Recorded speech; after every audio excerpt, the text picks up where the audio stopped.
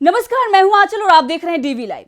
पांचों राज्यों के चुनावों के परिणाम जो हैं वो 3 दिसंबर को आएंगे। उससे पहले एग्जिट पोल सामने आ रहे हैं और बीजेपी के लिए अच्छा संकेत नहीं है, क्योंकि बीजेपी पिछड़ती हुई नजर आ रही है। पांचों राज्यों में बीजेपी की बुरी हालत है, जिसे देखकर बीजेपी टेंशन में है। और अब यह भी बताया जा रहा है कि प्रधानमंत्री नरेंद्र मोदी का चेहरा विधानसभा चुनाव में नहीं चल रहा है। लगातार चाहे हिमाचल हो या फिर कर्नाटक हो, बीजेपी को मिल रही हार ये बता रही है कि आने वाले दिनों में लोकसभा चुनाव भी बीजेपी के लिए मुश्किल होने वाला है। लेकिन इसके साथ ही हरियाणा में क्या कुछ होगा, आने वाले दिनों में विधानसभा चुनाव है वहां पर, उसका भी अब ऐलान हो चुका है। बीजेपी के लिए चुनौती जो है, एक बड़ी चुनौती वहां पर खड़ी होने वाली है। दरअसल मामला जुड़ा हुआ है बीजेपी सांसद से और महिला खिलाड़ियों से। अब आपको बताते हैं कि पूरी खबर है क्या।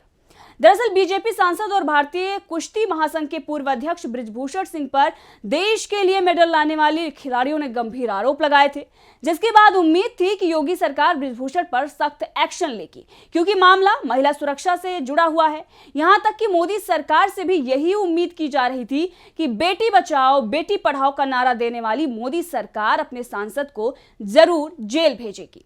लेकिन ऐसा हुआ नहीं। खिलाड़ियों के साथ तस्वीर खिंचाकर मीडिया में हवा बनाने वाले नेताओं ने तो आंख उठाकर खिलाड़ियों को देखा तक नहीं कि देश की बेटियां क्या कह रही हैं, सुना तक नहीं। हाँ, लाठीचार्ज जरूर हुआ, लेकिन वो भी न्याय की गुहार लगा रही महिला खिलाड़ियों पर।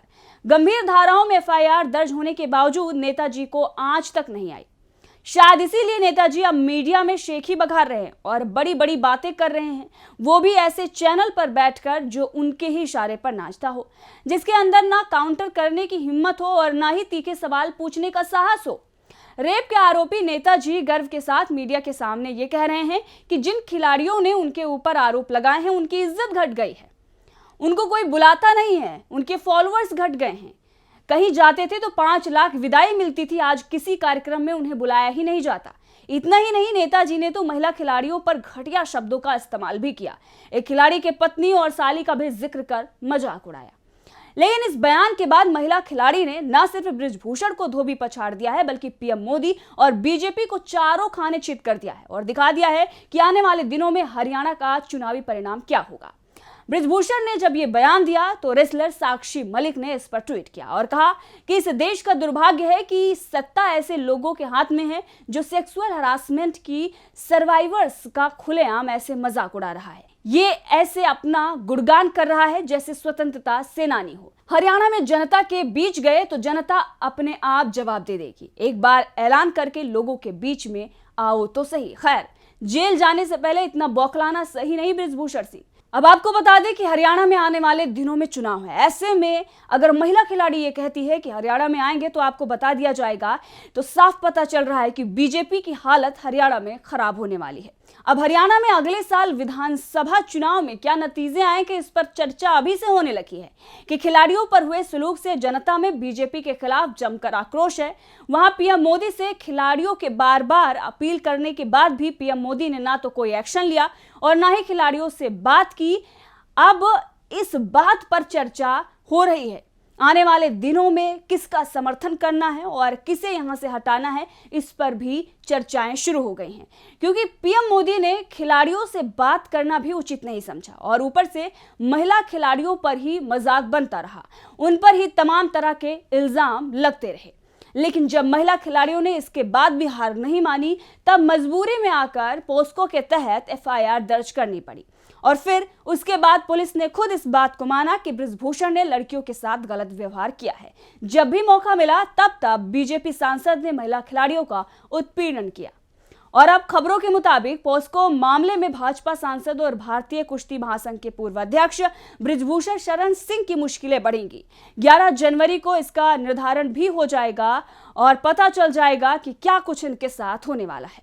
दरअसल दिल्ली की एक अदालत बृजभूषण शरण सिंह के खिलाफ दर्ज कराए गए यौन उत्पीड़न के मामले में दिल्ली पुलिस की क्लोजर रिपोर्ट को स्वीकार करना है या नहीं, इस पर 11 जनवरी को अपना आदेश सुनाएगी। अब आप सोचिए, जिस मामले में एफआईआर तक दर्ज नहीं हो रही थी, उस मामले में खुद पुलिस ने जांच में पाया कि महिला पहलवानों के यौन उत्पीड़न का कोई मौका बृजभूषण ने नहीं छोड़ा। दिल्ली पुलिस ने खुद कोर्ट में बताया कि ताजिकिस्तान में एक कार्यक्रम के दौरान बृजभूषण ने एक महिला पहलवान को जबरन गले लगाया और बाद में अपने कृत्य को यह कहकर उचित ठहराया कि उसने ऐसा एक पिता की तरह किया। अब विदेश में एशियाई चैंपियनशिप की एक अन्य शिकायत में आरोप लगाया गया कि बृजभूषण सिंह ने बिना अनुमति के एक महिला पहलवान की शर्ट उठाई और उसके पेट को अनुचित तरीके से छुआ। दिल्ली पुलिस ने तर्क दिया कि ये घटनाएं भारत के बाहर हुई, लेकिन मामले के लिए उपयुक्त थी। अब आप सोचिए कि महिला खिलाड़ियों के साथ क्या कुछ हुआ। इस बात को दिल्ली पुलिस भी मान रही है, लेकिन इस पर किस तरीके से हंगामा किया गया और महिला खिलाड़ियों की ही इज्जत उछाली गई।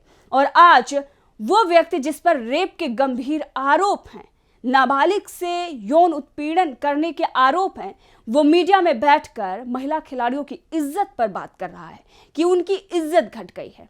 अगर महिलाएं आवाज उठाती हैं तो उनकी इज्जत नहीं घटती, बल्कि घटिया और शर्मनाक हरकत करने वालों की इज्जत घटती है। बहरहाल जो कुछ भी होने वाला है उसके बारे में हमने आपको ये पूरी रिपोर्ट दिखाई।